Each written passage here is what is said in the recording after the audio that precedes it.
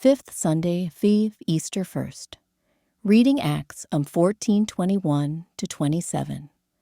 When they had preached the gospel to that city and had made many disciples, they returned to Lystra and to Iconium and to Antioch, strengthening the souls of the disciples, exhorting them to continue in the faith, and saying that through many tribulations we must enter the kingdom of God. And when they had appointed elders for them in every church, with prayer and fasting, they committed them to the Lord in whom they believed. Then they passed through Pisidia and came to Pamphylia.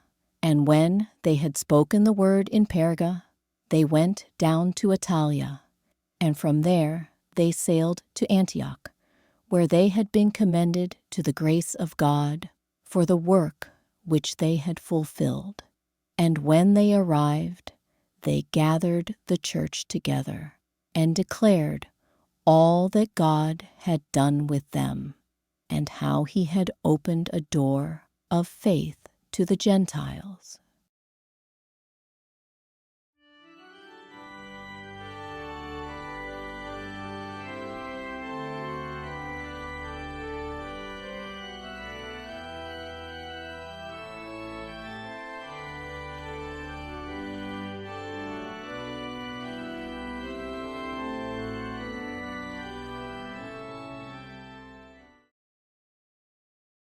Responsorial Psalm.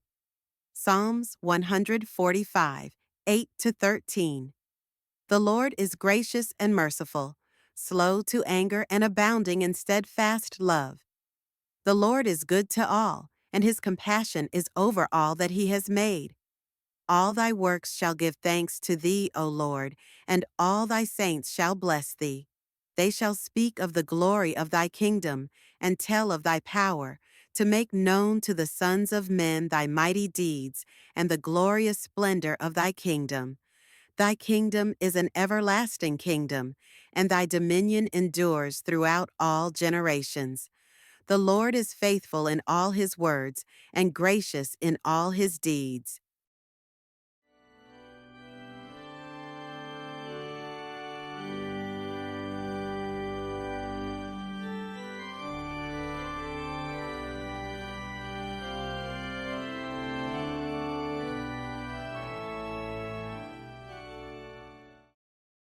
Second reading Revelation 21, 1 through 5. Then I saw a new heaven and a new earth, for the first heaven and the first earth had passed away, and the sea was no more. And I saw the holy city, New Jerusalem, coming down out of heaven from God, prepared as a bride adorned for her husband. And I heard a great voice from the throne saying, Behold, the dwelling of God is with men. He will dwell with them, and they shall be his people. And God himself will be with them. He will wipe away every tear from their eyes, and death shall be no more. Neither shall there be mourning, nor crying, nor pain any more, for the former things have passed away. And he who sat upon the throne said, Behold, I make all things new. Also he said, Write this, for these words are trustworthy and true.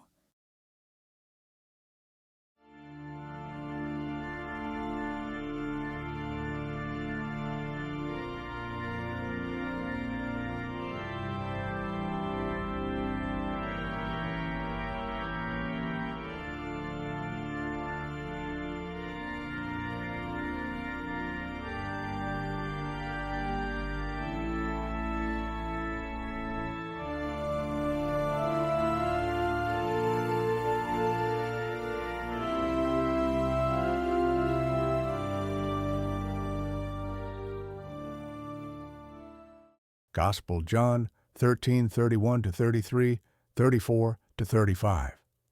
When he had gone out, Jesus said, Now is the Son of Man glorified, and in him God is glorified.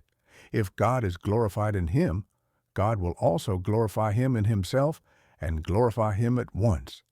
Little children, yet a little while I am with you. you will seek me, and as I said to the Jews, so now I say to you, where I am going, you cannot come. A new commandment I give to you, that you love one another, even as I have loved you, that you also love one another. By this all men will know that you are my disciples, if you have love for one another.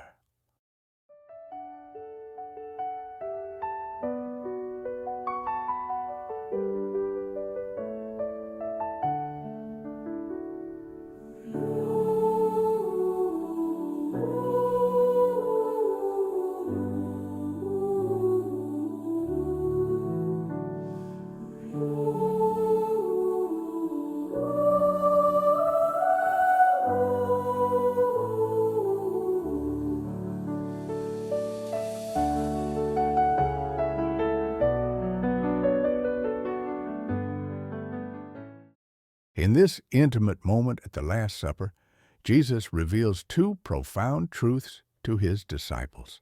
First, his coming crucifixion, though it will seem like defeat, is actually the moment of his greatest glory, fulfilling God's plan to redeem the world.